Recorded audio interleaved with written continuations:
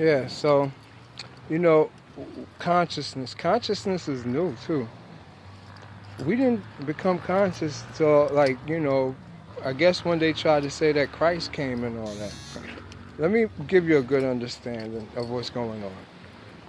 When you're looking at the different stages from the different epochs, there was a time when we was in the sun, the earth and the moon, everything. This is when we didn't have no consciousness. We was just one. We was the absolute. Because if y'all don't know, the one to come that they say that blesses in fire, and it says that is the Yod, or in the Tetragrammaton, or Yahid Vahid, is the fire. The fire come first, which is also the Father. The Father. And it has to be in a Trinity. This Trinity is in each individual. It's not something that you go get a woman and you have a child.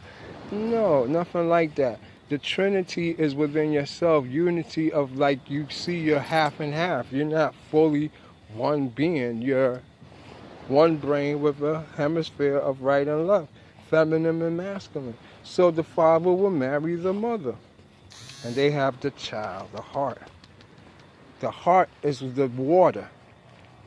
The mother is the air.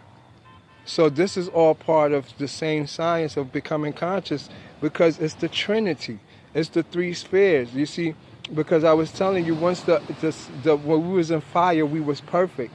Fire renders beings right now. There's people who actually is from the fire that is here. There's people from the water that is here. There's people from the earth. That's why they have that in your zodiac. You air sign or water sign or earth sign. All of these is actual. They just recodified everything. For you to understand, back when shit was old, when it was just tribal, there was no name to it. We didn't never took pictures of anything. We just was. It's when, people who wanted to know what we was doing started recording it by writing it down. Everything changed. So you got to realize, when writing came into existence, writing can express what we felt, what we did.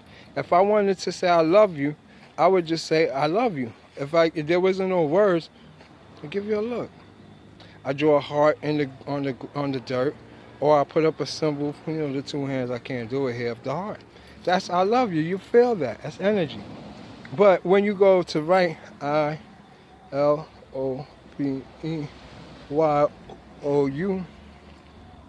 how the fuck that expresses that energy, that same energy of I love you that I'm feeling? And wait a minute. If I didn't know what the I was, and to incorporate the L, what is that? You got to teach me that. And the O, what is that? And how do I know the L come before the O? And to put the E there to it. What the fuck? Wait up. What system is this? I just wanted to draw something in the heart that express how I feel about you, or heart. And then say I love you by just looking at you like, and how the fuck does somebody come and take control of that and gave you a language, and then gave you some words that don't complement the feelings or the language? So just imagine how you express I love you, and then if you was going to send a note to somebody, you would have to be like, I love you. And guess what? They have to be able to read it, to interpret it. So if they didn't know what you know, they can't answer it. My point is this. All the information we receive, we don't know if it's true or not, because somebody interpreted it for us and somebody gave us the language plus the way to write it. But what's inside of you, you feel. It don't have no language. It don't have no letters. It just is. You're just energy. And so our ancestors never wrote. Egyptians never wrote. They would have drew pictures that told everything. When they tell us that our stuff is this history and that history, it can't be that history, because we would never have wrote letters, man. We wouldn't have said those things. We would have just drew pictures, and the pictures would have told 1,000 tales. All right, so on that note, back to this consciousness stuff. We have to first realize that consciousness wasn't offered back then. Those matriarchal times, we was more unconscious, and they considered themselves conscious. That's why you have stages or epochs. these epochs now, like I said, when the sun was with the moon, when we was perfect, there was no reason for consciousness because the fire was with us and we was one with the fire, which is our source, our who we are, the flame, the light. So anyways, once we separated and we was just with the moon, that rendered us like only creatures on this earth. The animal, the moon, and the earth together is like you putting a woman and she's fucking creatures, horses. And so the only thing you're getting is funny creatures and animal spirits, souls that's inhibiting anything that's organic that could be inhibited. And so with that now, there's had to be a third separation because we're the cause of this creation in the first place, trying to create ourselves over a long period of time. We still ain't perfected ourselves yet. So now when the when the moon separates from the earth, that's when consciousness came into being. With this consciousness came into being, came this motherfucker named Isa, Yeshua. He was what they call the heaven man, the shit that hovered above the water, that always wanted life. He's all of us in one big ocean. And he's a demon spirit, you could say. Why you say he's a demon spirit? Because he's been on this earth for the longest trying to be human and can't. But he inhibit through us. You understand? This is where we come from. So once we have his consciousness now, it was easy for him to come down through us to leave messages of what to do and what not to do. So this when I come and I tell y'all about the different periods, the different epochs of the barbarian and the savagism. It's not something I made up. It's how the what is it, the paleontologists or whatever it is, they try to codify everything as far as when with no pots, if you find artifacts and it's just typical weapons, then those is just basically your savage period. And then you have your barbarian period with weapons and all that stuff. And so then you got your civilization people. This is where consciousness came. Niggas was into arts, music, dancing. Nobody really cared about those savagery things, those barbaric things anymore. But people still practice it because it was in the culture. For consciousness to come in, it's kind of weird. It had to be done under finances. People had to not be in a state of necessity where they could venture their mind out from just surviving, finding a way to eat, being afraid of animals at night, to just being able to see what's my purpose, what am I really here for? And so that plays a big role into how to understand different epochs and times and how people was and who you are now, why it's not the same. It also gives you a good understanding why we can't repeat the past.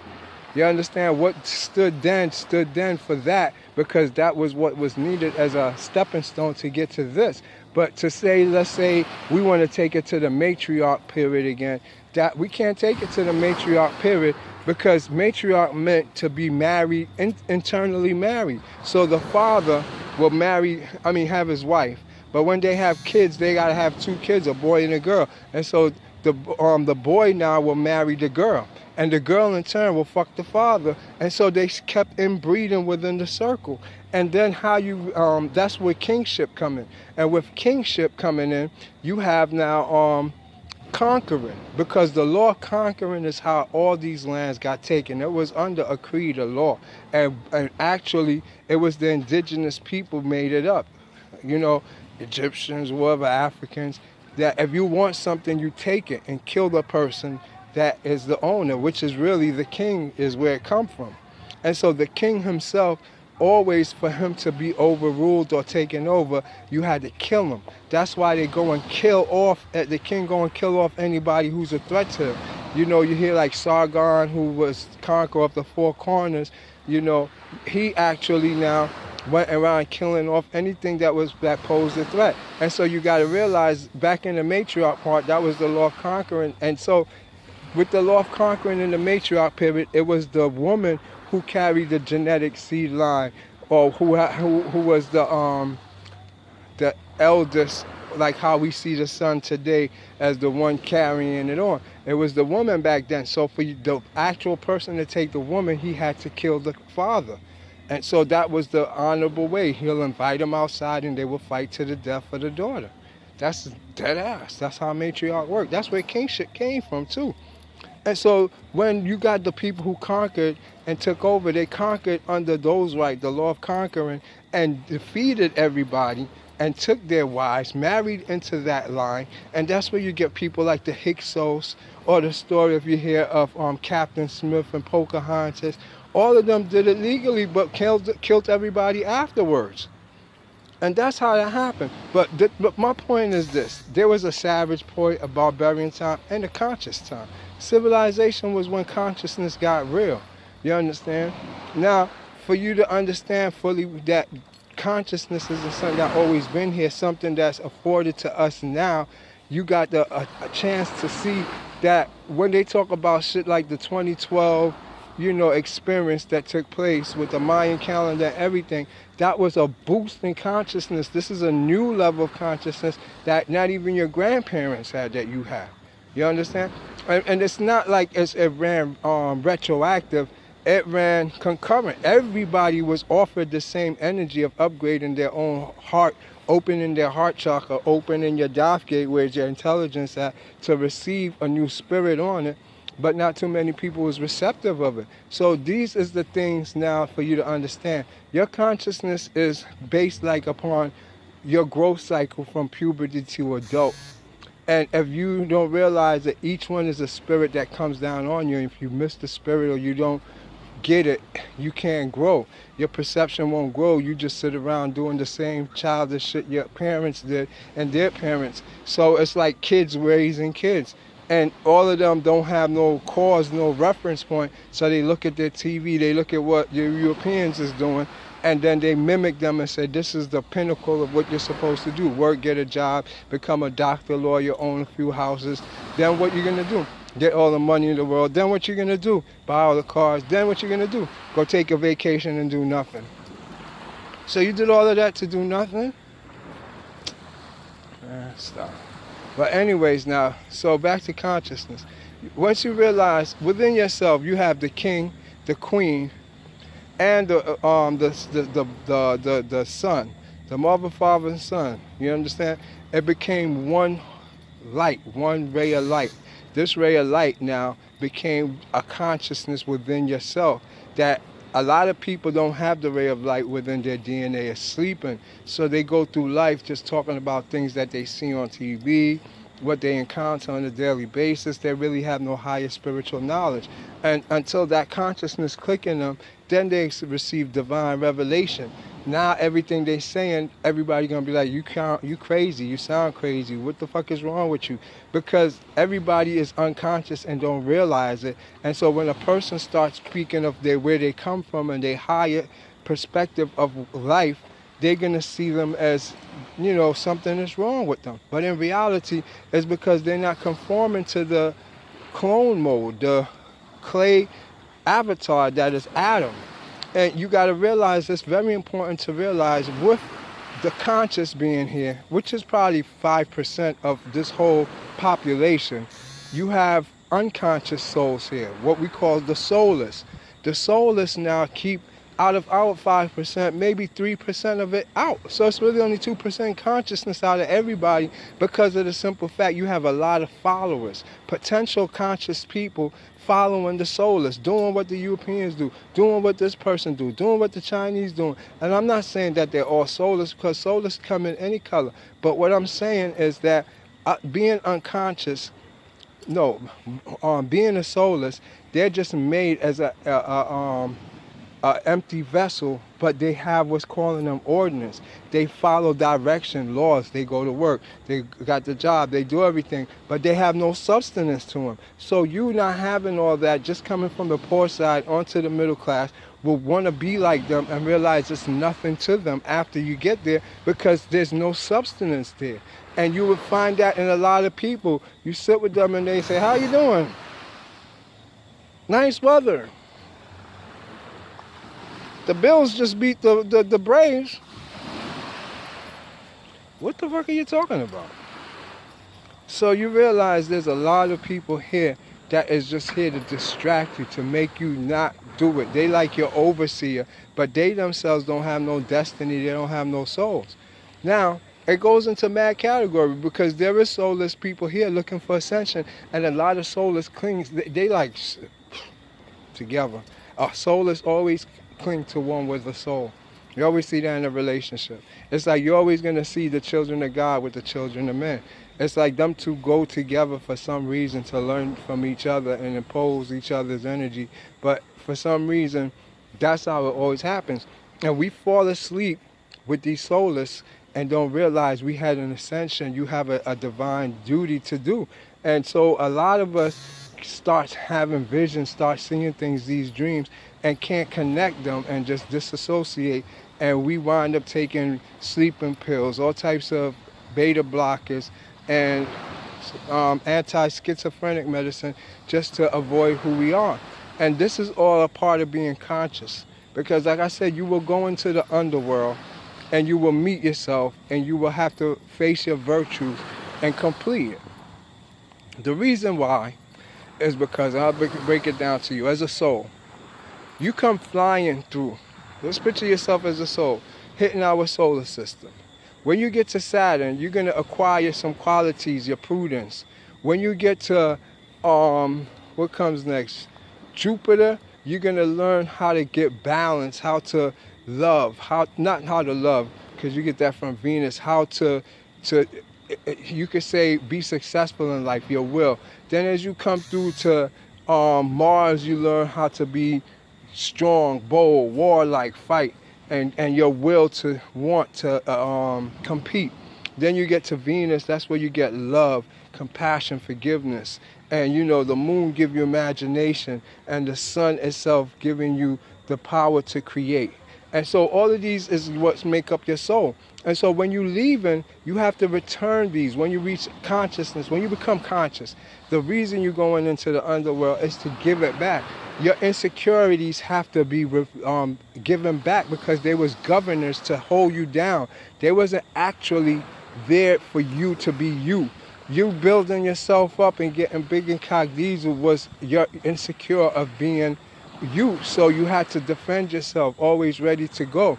You're wanting to speak up and learn new ways is because you had challenges in life that you wanted to face. You wanted to stand out. So all these qualities that you made up your strongest attribute, you have to give them back because those is the demons that possessed you to do those things. And you're the light, you're the consciousness. So when you go back to it, you give these things back and you receive your true power. But you having the responsibility to know how to use it for good and have your choices. Because if you don't, you get left in the underworld.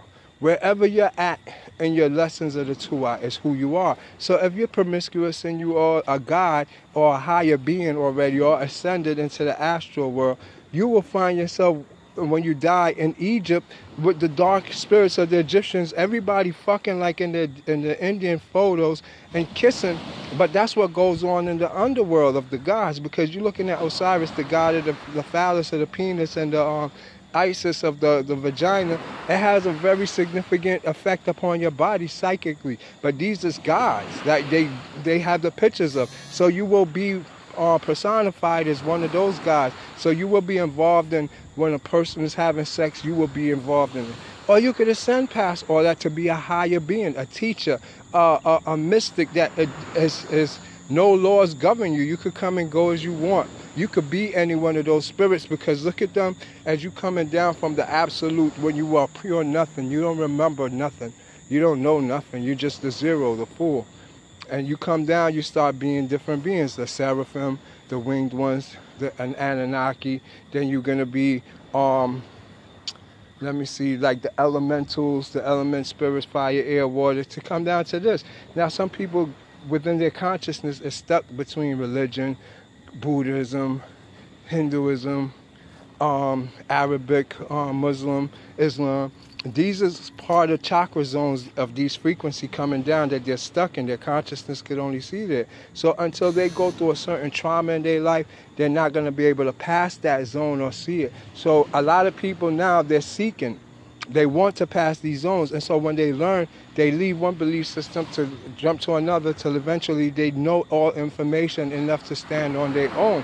And so this makes their self complete in their consciousness, and they're able to ascend. When you ascend, it's like all the spirits and all those energies leave now, and you become the God. You're also now a part of the star system, and you see a lot. You have double eyes. You have a spiritual eye that shows everything in the overlay of the spirits, and they're on you, they're with you, they guide you. But you had to defeat them.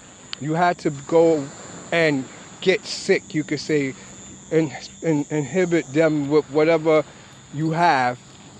No, how is it? Whatever they have. So it's like you're going to have anxiety, pride, jealousy, envy, all these things that is going to come down hard upon you and feel uncomfortable, and you have to get them off of you. You have to overcome them. And once you overcome them, they become your protector.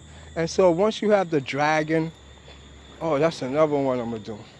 Because dragon has a lot to do with your consciousness. The dragon actually is the one that comes inside your body and make you feel like you're having a surreal astral projection where you float in. When you fall, you feel like your stomachs have butterflies, like you're actually falling in an elevator. That's what happens with the spirits when you get with certain beings like the dragon. He's responsible for taking you wherever you want to go. But I'm going to go into that in another post. It's getting late, and you can see it's getting dark. Behind us is the wolf. You see the eyes? One eye up. University of Conscious Science. Return of the Wolf.